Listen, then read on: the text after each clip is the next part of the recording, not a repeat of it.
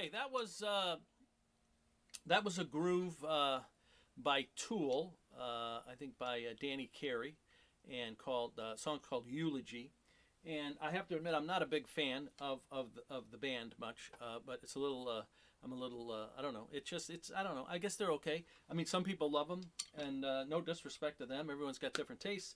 I just not a huge fan, and I don't even like this song that much. But I really like this groove, and this starts around the 6 minute 35 second mark, and it's a difficult thing to play. And I actually I never really even listened to Tool much. I've heard of them. I've heard of Carey and everything, but as a good drummer. But I just just never wasn't in my era of like growing up and stuff, and so a little after my time, I guess you would say.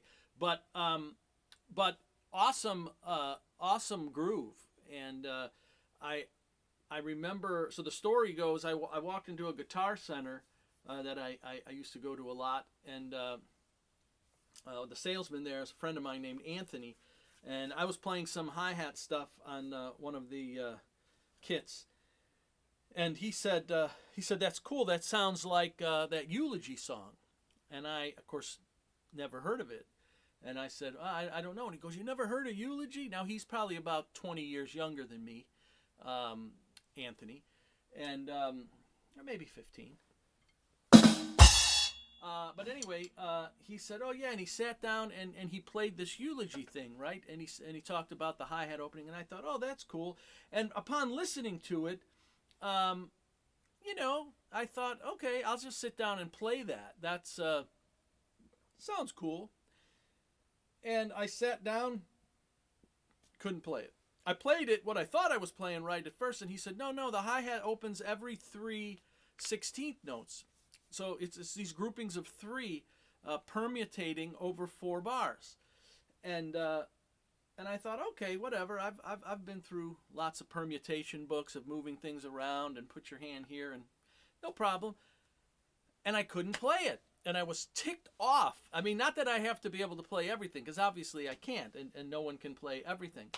But this didn't sound that hard, It was frustrating. So I went home.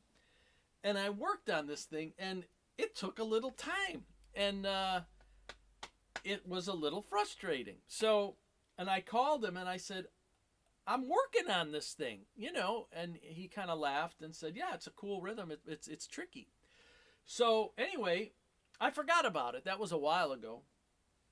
And, I worked on it, and I got it, and whatever, and then what else am I going to do? Okay, I have it. Now I'm done. I wasn't a huge fan of the song, so I wasn't like I was going to play it at some point. Anyway, years later, a young student mentions this Eulogy, and I'm like, do you know that one? Oh, yeah. I said, I know that one. Yeah, as a matter of fact, I do. And he goes, yeah, there's this cool part, and I can't understand what's going on. Okay, so let's talk about what's going on. So it's a 4-bar pattern, and really the rhythm's easy. And the only thing that's happening is this permutation of 16th notes, okay? So the hi-hat pattern, I'll try to break it down. This is not as easy as it sounds. So for some of my online students, like Dave Capps, who follows all my videos, this is probably not one that you're going to mess around with right away. It's a little down the road for you, but for someone like Mr. Bill in Texas, this is something that you might be interested in, because he's been playing a lot longer, and this is an interesting pattern. So you might even like the song, because you like music sometimes that I don't so much, which is good actually. Lots of different variations, but you might like it. So Tool songs, Eulogy, and did I say urology? Actually, he's a urologist, so maybe that's why. Maybe it's urology. Maybe this is your song. Okay, Eulogy. Okay, from Tool. So here's the hi-hat pattern. Okay, and again, I'd say this is for like intermediate students to work on and have fun with. But you know how I like groupings of notes and things like that? Here we go. So this is groupings of 3 on 16th notes with this ride pattern. 1 E and a 2 E and a 3 E and a 4 E and a 1 E and a 2 E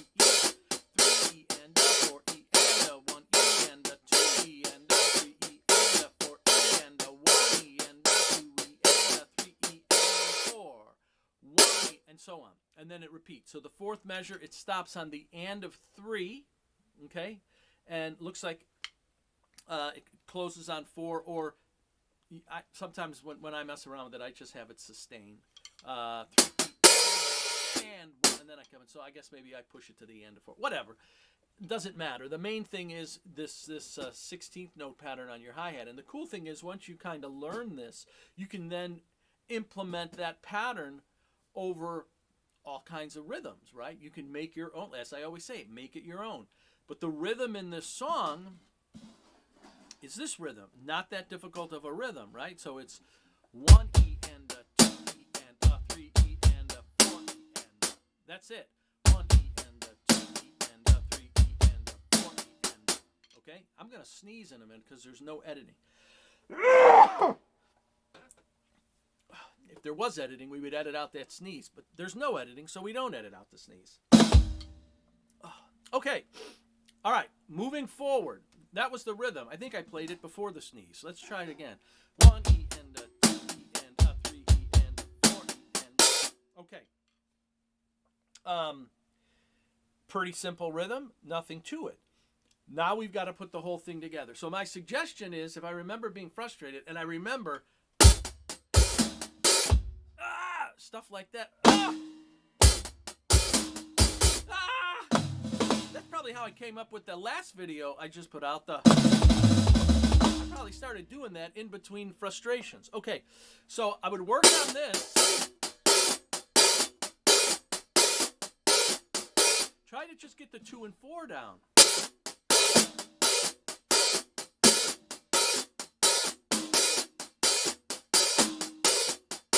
That's a good starting point. Just get 2 and 4 in there while you're moving along. Slowly.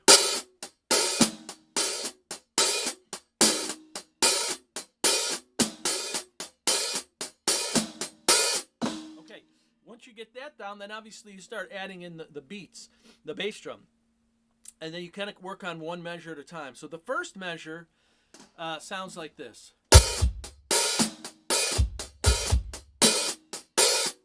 Measure 1. 1 E and a 3 and a 4 E and a. Okay? That's not such a bad one. No, number 1. Number 1, I found it to be fairly easy. I'm messing with my notes here. I found it pretty easy to do. 1 wasn't so bad. A little practice. First, I broke it down. However, for me, and this is not going to be true for everybody, but for me, the second measure was the hardest for whatever reason. Don't know why. Let's do the second measure. So second measure starts with the opening on the and of 2. 1 E and a 2 E and a 3 E and a 4 E. Okay. Again. 1 E and a 2 E and a 3 E and a 4 E. 1 E and a 2 E and a 3 E and a 4 E. Okay. So that's second measure. Third measure I found fairly easy because the bass drum actually falls with the opening. So once I got past measure 2, it was kind of smooth sailing after that. So third measure. 1 E and a 2 E and a 3 E and a 4 E and a. 1 E and a 2 E and a 3 E and a 4 E and a. Okay, one more time. 1 E and a 2 E and a 3 E and a 4 E and a. Okay, so third measure down, almost done. Fourth measure, right? Fourth measure ends a little different, right? Otherwise, I'm not sure how far the permutation would go before it naturally repeats. But he stops it in the fourth measure because it's a rock song, right? And we can't go on. It's not Frank Zappa, right? We're not going to keep doing this for 9 measures until it naturally rotates over, whenever that is. Okay. So the fourth measure. Fourth measure opening starts right on 4. Right, so 1 E and 2 E and 3 E and 4. So the snare comes in and of 3, and then you can end it on 4, or you can sustain. I honestly I haven't listened to the song since I first learned it back whenever that was, which was a while ago. So when I play it, just to remember it. Sometimes I'll play it just for, hey, can I still play that thing? And I got to tell you, a lot of times I can't. It's a little bit like the what's it? I forgot the name of it. Anyway, I won't bore you by trying to remember song names. But I'll try to play it, and it takes a little while. So if you're not up to date with it, you don't do this all the time. So so I don't remember if he stops it on 4 or if he carries it through or whatever, but it doesn't matter. And then it repeats. That's nothing to concern yourself with.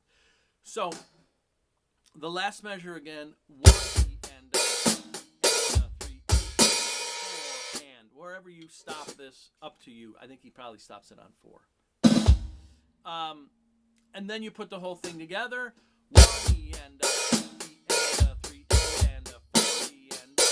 First measure, second measure, 1 E and 2 E and 3 E and 4 E.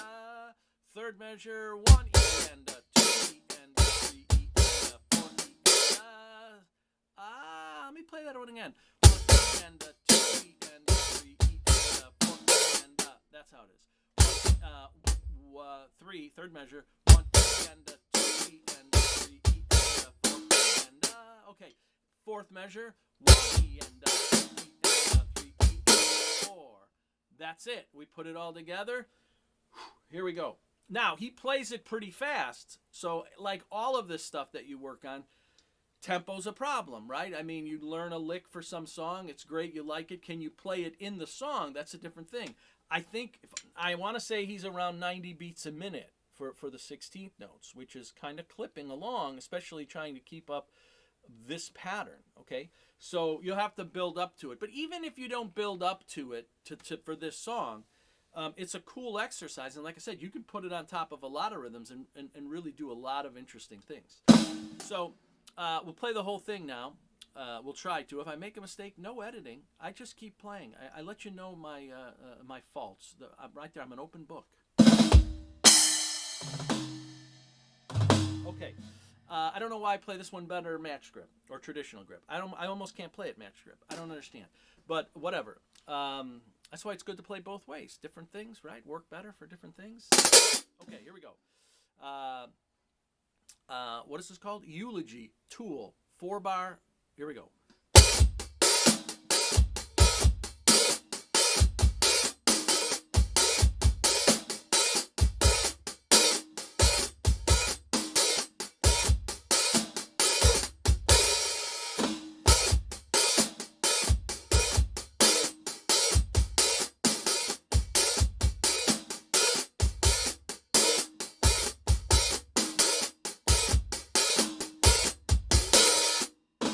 Messed up the 4th bar both times I played it. That's the correct way.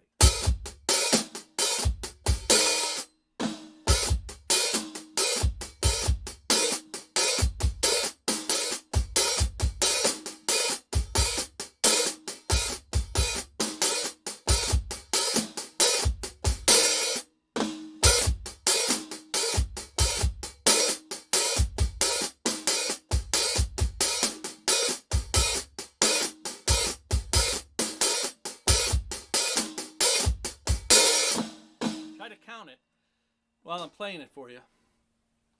1 E and 2 E and 3 E and 4 E and 1 E and 2 E and 4 E and 1 E and 2 E and 3 E and 4 E and 1 E and 2 E and 3 4 E and 1 E and 2 E and 3 4 E and 1 E and 2 E and 4. See, there I go. All right, one more time, counting. 1 E and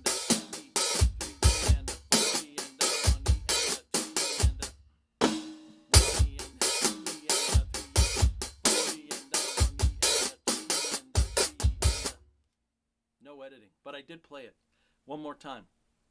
Otherwise, I got to stop and practice again and then come back on. But there's no editing. There's just practice, practice, practice.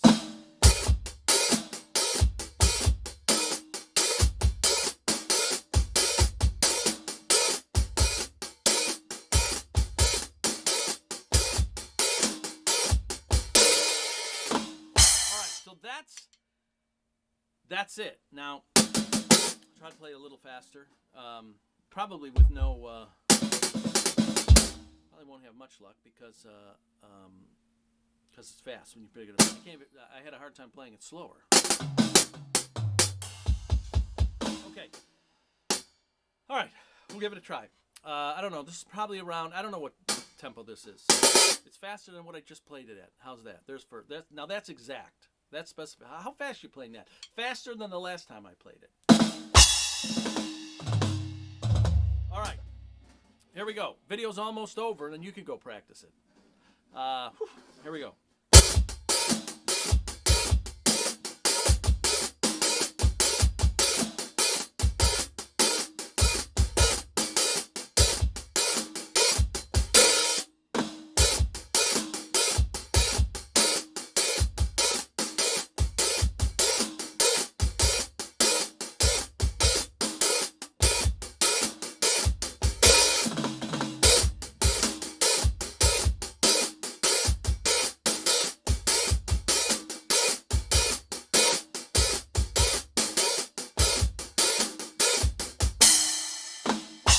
There you go, Eulogy by Danny Carey and Tool, and it's a little bit tricky, so but it's fun. And then once you get it, then you move on to the next thing, I guess. So anyway, practice. Honestly, I would say as I tell a lot of my students sometimes when they bring in some more advanced stuff to play or intermediate to advanced. Personally, if you're at a beginning level, I know this is cool.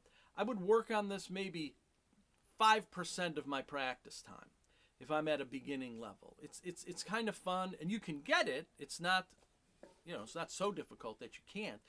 But to spend a lot of time on it when you're at a beginning level, I don't know if it's as productive. I think it's always better to learn those foundational things, get really good at those things. Like that video I put out a little while back, had like 7 grooves that you have to play as good as anybody. I mean, that stuff is vital to just being a good, solid drummer, is playing the solid foundational things well. Then as you get there and you get past that point and you are more in that intermediate level, you obviously have the independence and the facilities to do different things, and then it's fun to do some of this. But sometimes we spend too much time on things that you're probably not going to play that much.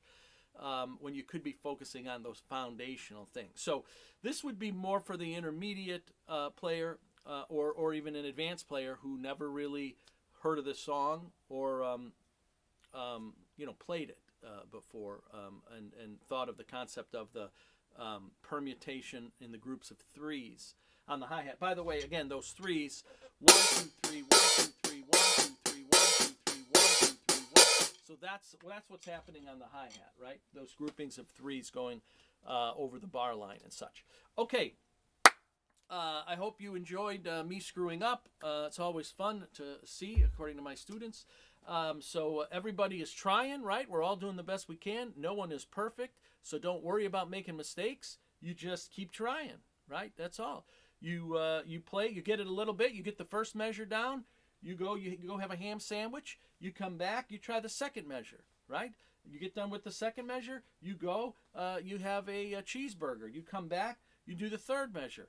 You're done, a slice of pizza. You come back, the fourth measure. Not only have you gained 10 pounds before you finish this rhythm, but you could play the song. So you've got 10 pounds gain of exciting food.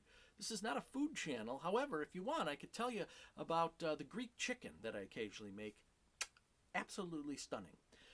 Anyway, but we're going to set the Greek chicken aside.